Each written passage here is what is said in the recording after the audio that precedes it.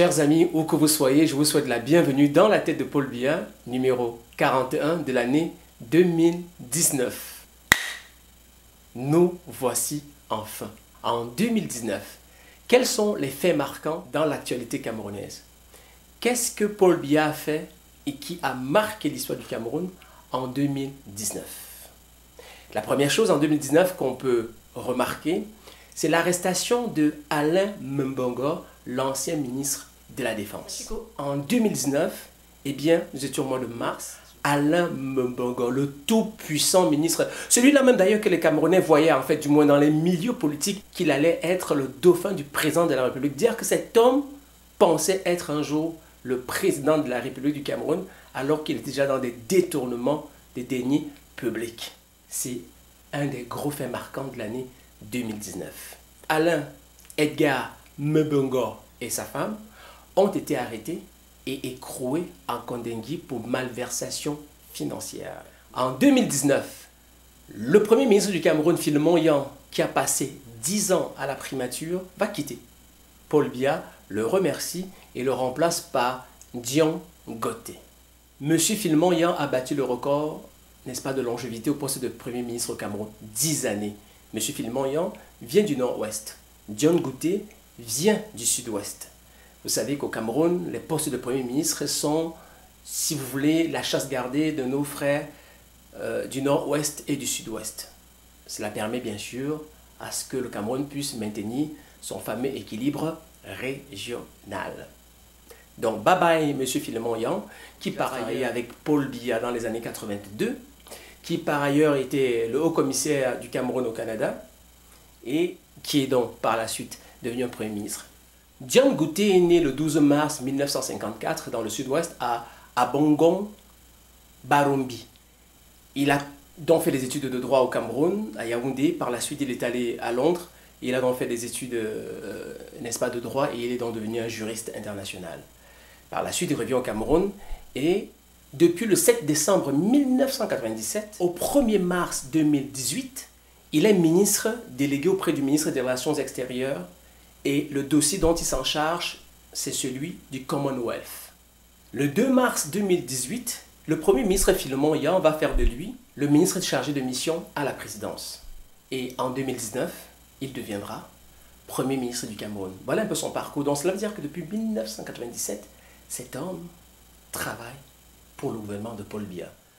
2019, Paul Biya va promulguer une nouvelle loi sur les collectivités locales décentralisées. Enfin, le Cameroun va pouvoir, enfin, et je le répète, enfin, je pourrais dire enfin plusieurs fois, les collectivités locales décentralisées vont enfin recevoir du pouvoir centralisé, les moyens et tout ce dont elles ont besoin pour se développer. Ça a pris 38 ans, mes chers amis, où que vous soyez là, vous êtes Camerounais. Lorsqu'on parle de notre pays, c'est notre histoire, c'est notre héritage. Rendez-vous compte que depuis 1996 au Cameroun, Paul Biya promulgue une loi sur la décentralisation. De 1996, dans notre constitution, les collectivités locales décentralisées n'ont jamais vu le jour. Comptez de 1996 à 2020, ça fait 24 ans, mes chers amis. On peut enfin parler des collectivités locales décentralisées au Cameroun. Je ne sais pas pour vous, là, surtout ceux-là qui adorent m'écrire en privé pour me dire qu'ils aiment Paul Biya. Votre amour pour le président, gardez-le pour vous. Mais lorsqu'on parle d'un pays, on parle d'un amour pour une patrie. On parle d'un amour pour une nation. On ne parle pas d'un amour pour une personne. Vous êtes tellement dans l'idolatration d'un individu que vous oubliez toujours que cet individu est au service d'une nation.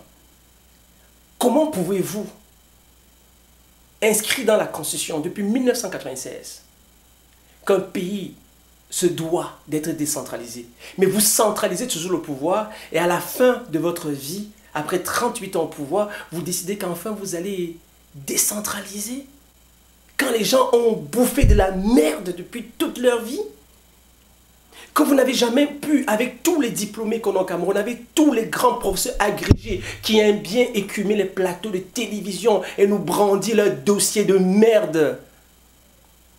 Parce qu'ils ne sont pas capables de nous dire qu'ils ont échoué lamentablement. Que vous ne pouvez pas donner de l'argent à un mec qui est dans un petit village et développer son village. Que vous n'êtes pas capable de faire confiance aux populations pour que celles-ci puissent s'auto-développer. Celle-ci puisse s'auto-gérer, que pour réparer une route devant votre port, vous avez besoin d'attendre que le président Paul Biya signe pour envoyer de l'argent. Mais le président Paul Biya est un incompétent. Mais c'est une incompétence crasse. Nous sommes en 2020. Et là, il va falloir applaudir en plus. C'est en 2020 qu'on parle de collectivité locale décentralisée qui doit promulguer une nouvelle loi. Mais Paul Biya ne fait que ça, promulguer les lois. Des lois et des lois. Comme disait l'artiste Papillon, au Cameroun, les lois sont des loisirs. Le 10 septembre 2019, le président Paul Biya va prononcer un discours à la nation. Ce jour-là, rappelez-vous, tout le monde pensait que Paul Biya allait remettre sa décision. On se disait, enfin, le lion s'en va, il est vieux, il se reposera, ça va nous faire du bien, il nous annonce sa démission, puis il va nous dire comment la transition va se faire. On s'attendait à ce que Nyadji Fendi prenne le pouvoir, par la suite Nyadji Fendi nous organiser les élections. En tout cas, la rumeur battait son plein, tout le monde allait de son commentaire. Mais moi, j'ai toujours été sceptique parce qu'un homme comme Paul Biya, il ne peut jamais laisser le pouvoir. Ce mec, je vous le dis, il va mourir au pouvoir. J'ai dit à des amis, ne vous en faites pas, ils ne viennent pas nous annoncer qu'il s'en va. Je comprends l'effervescence, mais Paul ne va jamais partir. Il sait que s'il dit qu'il s'en va, les Camerounais vont se jeter dans les rues, ils vont tellement fêter, ils vont tellement saouler qu'ils vont dépenser tous les derniers billets de banque qui leur restent dans leur poche, tellement ils seront heureux que cet homme s'en aille. Mais il n'est pas parti. Ce jour-là, vous savez ce qu'il a fait? Il a dit qu'il trouvait que la crise avait déjà fait beaucoup de morts et qu'il annonçait un grand dialogue national. Hey! Quand la crise avait commencé, ce mec pensait que c'était juste quelques groupuscules d'individus comme ça qui s'agitaient. On a pris des avocats, on a traîné dans la boue, on a battu des lycéens qu'on a traîné dans la boue, on a ridiculé des enseignants, puis on pensait qu'au Cameroun, ben, les gens se tairaient, ne diraient rien, puis voilà, la vie continuerait. Et là, finalement, la crise est devenue une guerre. Et là, il sort le grand mec, puis il parle d'un dialogue national. Lui-même, là, il n'est même pas capable de dialoguer avec ces gens-là, puis il pense qu'il va y avoir un dialogue national. Le dialogue national a accouché de quoi? Le dialogue national a accouché des enfants qui ont été assassinés à Kumba, des enfants qui ont été assassinés dans les écoles, des établissements qu'on a mis en feu, des soldats de l'armée camerounaise qui sont morts. Voilà ce que ça a accouché le dialogue national, parce que les gens n'ont pas toujours compris qu'au Cameroun, le problème du Cameroun, c'est Paul Biya. Que vous le vouliez ou non, c'est le problème. Il y a quelqu'un qui m'a dit un jour, Félix, c'est pas Paul Biya le problème. Si Paul Biya s'en va, les choses... C'est vrai que si Paul Biya s'en va, les choses ne changeront pas. Je suis tout à fait en accord avec vous, mais qui a mis ces choses-là qui ne changent pas? Qui a l'origine de ces choses-là qui ne changent pas? Quand ça fait 38 ans, vous avez le même mec au pouvoir. Il a été ministre. Ajoutez à cela, ça fait 45 ans. Il a sa propre politique. Ce qu'on fait au Cameroun aujourd'hui, c'est du biaïsme. C'est son écriture, c'est sa philosophie. Pourquoi voulez-vous que ça change? Non, mais c'est tout à fait normal que si Paul Biya n'est pas là demain, le Cameroun ne changera pas. Il faudrait donc que nous ayons un nouvel élu, une nouvelle personne, avec une autre façon de penser, pour tuer le biaïsme et instaurer une véritable démocratie. Mais oui, Paul Biya a convoqué un dialogue national, mes chers amis, en 2019. Rappelez-vous, ça a commencé quand encore la crise anglophone? 2016. Ça prend 3 ans pour que le gars réalise que, ah ouais, les gens se battent, c'est vrai ça? Oh, il y a un problème là-bas pour vrai. Hein? Ok, d'accord les gars, on va convoquer un dialogue national. À quelle heure, le père? À quelle heure? À quelle heure? Shame on you, monsieur le président. Honte à vous, quoi. À quelle heure? 3 ans pour que vous réalisez que votre pays brûle. 3 ans, monsieur le président. 3 ans. On vous donne le pouvoir. Gardez-le. Et comme a dit le chanteur Vassero, étouffez vous-même avec cela. En 2019, c'est la prison à vie pour près de 10 leaders de la crise anglophone. En fait, on les accuse d'être les instigateurs. Hein. C'est eux qui sont à l'origine, puisqu'ils ont décidé comme ça, un beau matin, de se lever. Et la seule façon qu'ils ont trouvé de dire qu'ils en ont marre de Paul Biya, c'est de dire, ben, nous, on veut se séparer du Cameroun. Tant qu'à y être, vous ne voulez pas nous écouter, on va revenir, n'est-ce pas, à notre ancien Cameroun, comment dire, occidental. Et bien sûr, ces leaders ont été arrêtés. On les a condamnés à la prison à vie pour apologie des actes de terrorisme, sécession, complicité d'actes de terrorisme, complicité d'actes terroristes, financement d'actes terroristes, révolution terroriste, insurrection, hostilité contre la patrie, propagande de fausses nouvelles. Et outre la prison à vie, mes chers amis, on les a condamnés pour 250 milliards de francs CFA. Oui, oui, j'ai bien dit milliards. 250 milliards de francs CFA. C'est-à-dire ces gars vont pourrir en prison. Leur squelette pourrira aussi en prison. En fait, c'est ce que l'État essaie de faire. Mais ne vous en faites pas. Un jour, ils seront libérés. Tout ça, c'est de la bouillie pour chat. Toujours dans le spectre de la crise anglophone, il y a un homme d'État qui va perdre sa vie. Et cette personne n'est nul autre que le préfet du Le Bialem. Le préfet État Bokaya Acho a été tué par des Ambaboy. Eh oui. Voilà quelque chose que le président Paul Biya n'a pas voulu réagir plus tôt. Il a pris cela comme un groupuscule d'individus. Parce qu'en fait, c'est le rapport que le ministre de la Défense lui fait, quoi. Ah, c'est un groupuscule d'individus, monsieur le président, qui dérange. Eh bien oui, le préfet est mort. Voilà un homme qui a payé de sa vie. Le préfet État Bokoya Acho a été tué par les terroristes. 26 janvier 2019, l'opposant charismatique Maurice Kamto sera arrêté. Ce 26 janvier, on l'arrête avec bien sûr tous les autres membres de son bureau exécutif, de son parti politique, le MRC. Et le 5 octobre de la même année 2019, eh bien, Maurice Kamto sera libéré avec bien sûr 102 autres personnes, y compris le jeune Gaëtan Gankam. Pierre Gaëtan Gankam, c'est le jeune MRCiste qui, lors des manifestations, s'était fait tirer à bout portant par un soldat de l'armée camerounaise. Rappelez-vous la petite vidéo qui fut, mais alors là, virale, dans laquelle on entendait un soldat de l'armée camerounaise lui dire « Vous voulez, c'est toi qui voulais manifester? Vas-y, marche !» Et Pierre Gaëtan a reçu des balles à même sa cuisse. Cette vidéo a été virale, elle a suscité un émoi. Mais ce que je peux vous dire, c'est que Pierre Gaëtan Gakam, c'est un excellent patriote qui a mis sa vie en péril pour la démocratie. En 2019, l'ambassade du Cameroun à Paris sera saccagée par des activistes camerounais sous les yeux de la police française. L'ambassade du Cameroun en Allemagne sera complètement assiégée, occupée, toujours par des activistes, n'est-ce pas, camerounais. En 2019, le célèbre opposant camerounais Ninjon Fondi sera enlevé par des sécessionnistes et sera ensuite libéré.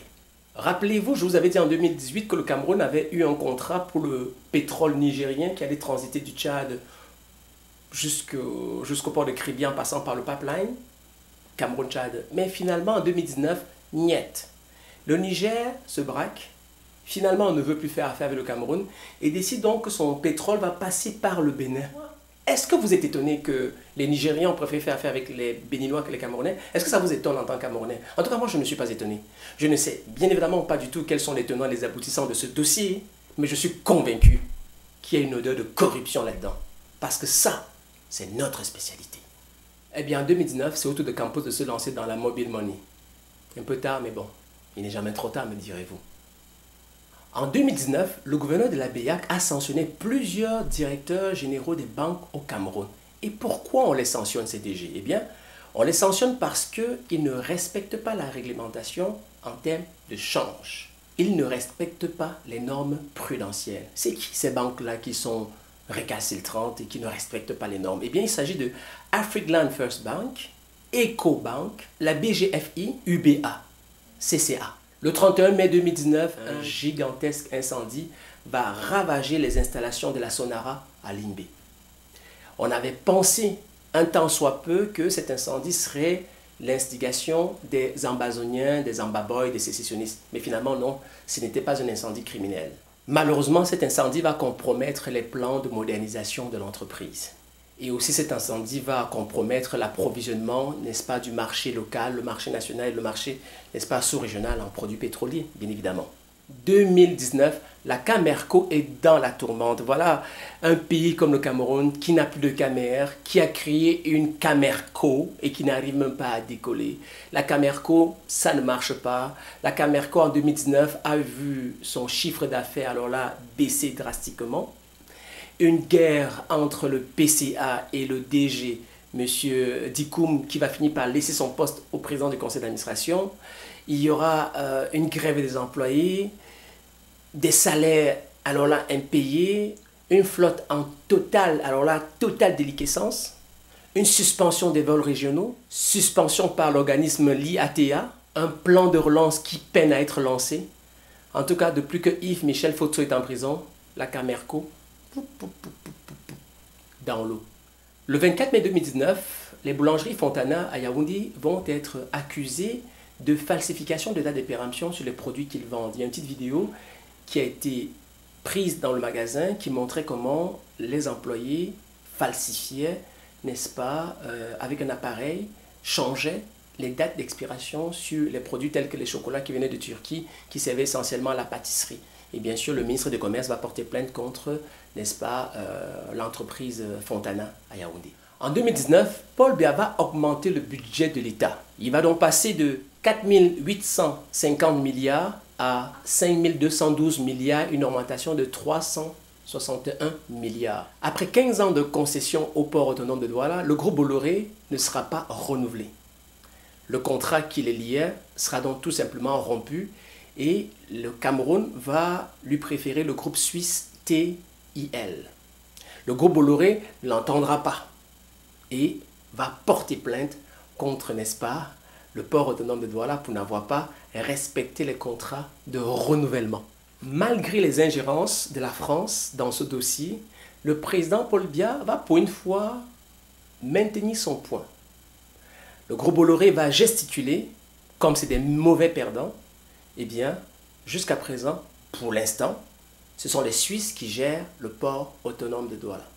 2019, 14 postes de péage sur tout l'étendue du territoire national seront automatisés et ce contrat ira au groupe Rasel.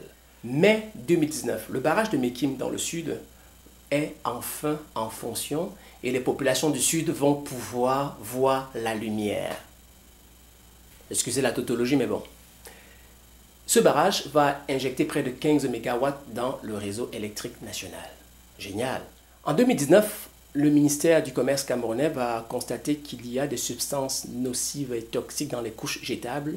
Et sur l'ensemble du territoire national, eh bien, les couches jetables ne seront plus vendues au Cameroun. En 2019, le ministre de la Santé va autoriser aux hôpitaux qui maintiennent encore des patients indigents pour non-paiement de les libérer. Parce qu'au Cameroun, on séquestre les personnes qui ne peuvent payer et qui, en plus, ne sont même pas dans la capacité de payer pour des frais hospitaliers. En 2019, Joel Mbim est le premier basketteur camerounais à jouer le All-Star Games de la NBA. Yeah!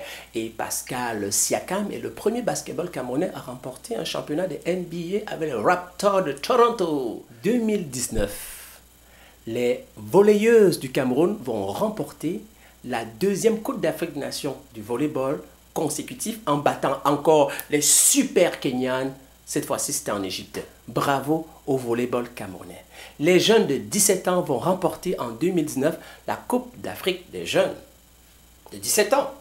Bravo! Non mais c'est génial quoi. C'est fou comment les Camerounais, individuellement ou collectivement dans leur sport, font hisser haut le drapeau de leur pays. Mais leur président, non. En 2019, le Cameroun sera éliminé bien sûr à la Coupe d'Afrique des Nations en Égypte. Par contre, le Cameroun sera en finale grâce à trois brillants arbitres camerounais, quasiment les meilleurs en Afrique. Ce sont eux qui ont arbitré la finale Sénégal-Algérie. Ces trois arbitres talentueux sont Alioum Sidi, qui était donc l'arbitre central, Monsieur Évariste Moukwandé, juge de touche, et Monsieur Elvis Guy Noupué. Voilà un trio arbitral qui a fièrement représenté le Cameroun à la finale de la Coupe d'Afrique des Nations en Égypte. Bravo, messieurs, surtout que vous avez fait du bon boulot. Franchement, c'est une très belle finale. En 2019, il y a des gens qui sont morts. Ah ben oui, hein, ça en prend des morts pour faire une vie aussi. Bon, alors, Félix Tonien Mbok est celui à qui on doit la paternité du nom Les Lions Indomptables du Cameroun. Eh ben oui, ce monsieur, il est mort en 2019. Je ne le savais même pas. J'ai 43 ans. Je viens de le savoir. On apprend tous les jours, les amis.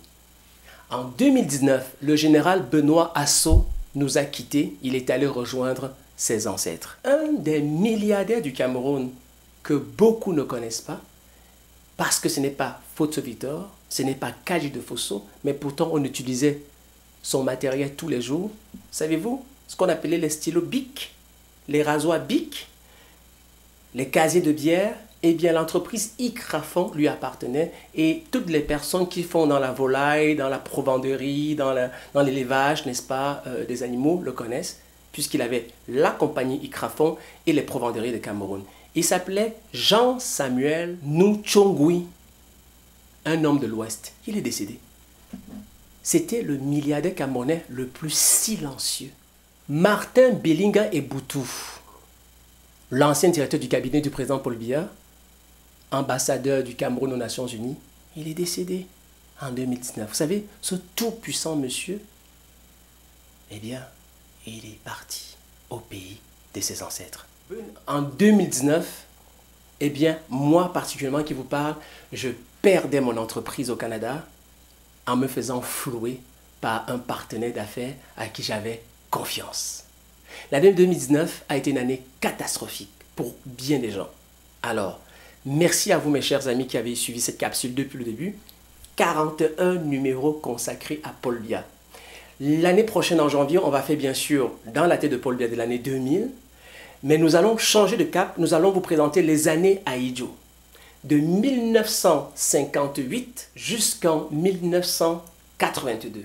Pour ceux qui veulent revoir toutes les capsules dans la tête de Paul Biya, nous avons créé une page Facebook qui s'intitule Afro Rebelle. Nous allons donc balancer tout le contenu sur la page Afro Rebelle. C'est une page dont tout le monde a accès, ce n'est pas juste à mon compte Facebook. Également, toutes les capsules se trouvent donc sur YouTube. Vous tapez juste dans la tête de Paul Biya, vous allez donc retrouver toutes les capsules que nous avons mises en ligne. C'est vrai, on ne fait pas de publicité. Pour nous, c'est l'histoire. C'est vous qui devez faire connaître l'histoire. Vous savez, on vous donne un contenu. Quand vous l'aimez, vous le partagez. Vous ne voulez pas, gardez-le pour vous. C'est pas grave. Le plus important, c'est que ce contenu soit disponible pour que les Camerounais qui veulent savoir, mais qu'est-ce qui s'était passé telle année? Quels sont les faits marquants de telle année? Eh bien, ça nous fait plaisir de vous offrir ce contenu. C'est notre contribution patriotique à ce pays que nous aimons beaucoup. Même si de temps en temps, moi-même, personnellement, j'ai une dent contre celui qui gère ce pays. Mais ça, c'est mon opinion personnelle et ça n'engage que moi. Je vous souhaite une belle soirée.